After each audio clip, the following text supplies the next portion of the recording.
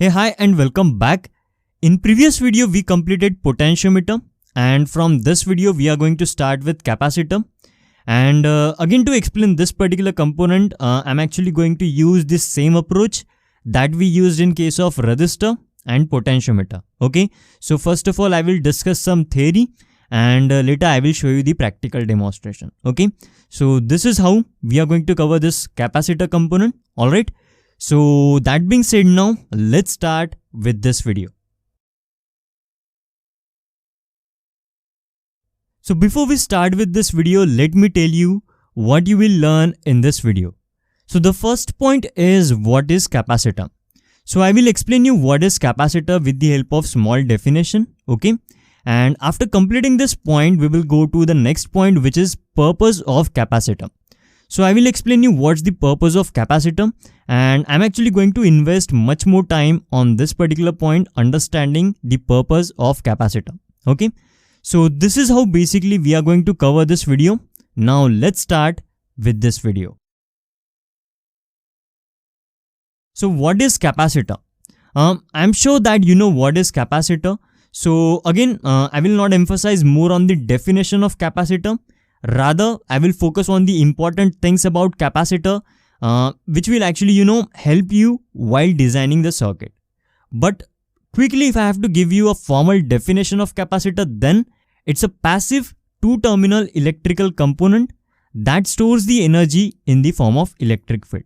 So that's basically the definition from the Wikipedia, which tells the main function of the capacitor is to store the energy in the form of electric field. Okay, so I hope that this point is clear to you. Now let me explain you what's the purpose or the application of capacitor in the electrical circuit. So the first purpose of capacitor is to store the energy in the form of electric field. Now let me explain this particular point. So you might have heard this particular formula, which is E is equal to half CV square. Okay, so this is actually very popular formula which tells what capacitor stores what amount of energy. And if you observe this particular formula, then you will find that energy is directly proportional to the value of capacitor and the voltage which is actually present across the capacitor. For example, let's consider that there are three capacitors, C1, okay, then C2 and C3. And the values of all the three capacitors are same. Let's consider that the value of all the three capacitors are 10 microfarad. Okay, and now let's consider that the voltage across each of these capacitor is different. In this case, the voltage is 5 volt. In this case, the voltage is 10 volt, and in this case, the voltage is 15 volt. Now, what exactly this formula tells? If the capacitor value is constant, then as the voltage is directly proportional to the energy, so depending on the voltage across the capacitor, it will be decided which capacitor is going to store the higher amount of energy. So in case of C3, the voltage is 15 volt. So this C3 is actually going to store more energy compared to C2 and compared to C1. Okay, in the same way, C2 is actually going to store more energy compared to C1. After that, now let's consider one more example, and let's consider that there are three capacitors, C1, okay, C2 and C3. Now in this case, the voltage across all the three capacitors are same. Let's consider that the voltage is 10 volt. And now in this case, let's consider that the values of all three capacitors are basically different. So let's consider this has got a value of 10 microfarad, and this one has got a value of 100 microfarad, and this one has got a value of 1000 microfarad. Okay, so as per this particular formula, as energy is directly proportional to the value of capacitor, so higher the value of capacitor, more energy that particular capacitor is going to store.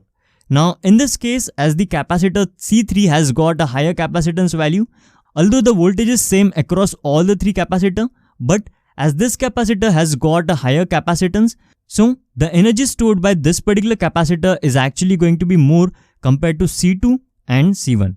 In the same way, the energy stored by C2 is actually going to be more compared to C1. Okay, so I hope that this particular formula is now clear to you.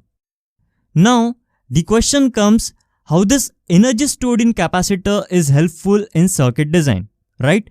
See, every circuit have different power requirement, okay, and if we do not connect enough amount of capacitance, then due to short in power, the circuit might not work properly. Okay, that's why it's very important to connect the right capacitor which will actually fulfill the power requirement of circuit. Now let's try to understand the energy stored in capacitor with the help of some circuits. Okay, so in this circuit, if you see, this is actually a capacitor. This one is not a battery. So this is the capacitor with a value of 100 microfarad. And in this circuit, I have connected one resistor whose value is 1 kilo ohms. And in the end, this LED is connected, whose anode terminal is connected to the positive terminal of this capacitor, and the cathode terminal is connected to the negative terminal of this capacitor. Now consider that this capacitor is initially charged, or it was charged externally, and later this capacitor is then connected to this particular circuitry. Okay, and as soon as you will connect this capacitor to this circuitry with resistor and LED, the current will start flowing through this circuit. Okay, and as a result, this particular LED will get switched on. Okay, now here, as the value of this particular capacitor is 100 microfarad, so depending on the energy which is stored in this capacitor, based on the amount of energy, it will be decided for how long this particular LED will remain switched on. Okay, now let's consider another circuit, and in this circuit, if you see, I have connected a capacitor with a value of 470 microfarad. Okay, in the same way, similar to this particular circuitry, even in this circuitry, the current will start flowing, and accordingly, this particular LED will get switched on. Okay, now in this particular circuitry, as I have connected a capacitor with a value of 470 microfarad, this LED will actually remain switched on for a longer duration because the energy stored in 470 microfarad capacitor is actually going to be more. Okay, in the same way, in this particular circuitry, if you see, I have connected a 1000 microfarad capacitor. Okay, and in this case, the LED will actually remain switched on for a longer duration. So with the help of these three circuitry, I actually wanted to tell you that based on the value of capacitor, it will be decided how much energy that particular capacitor will store, and based on the energy stored, it will be decided for how long the LED will remain switched on. Okay, so in this case, the LED will remain switched on for the longest duration, and in this case, the LED will remain switched on for the shortest duration. Okay, alright, so I hope that the energy storage point is now clear to you, and in next video, we will start with this filtering point. Okay, alright, so that's what I wanted to tell in this video. I hope that every single thing that we discussed is now clear to you, and in next video, we will start with this filtering point. Okay, so I will see you in next video, which is about Introduction to Capacitor Part 2.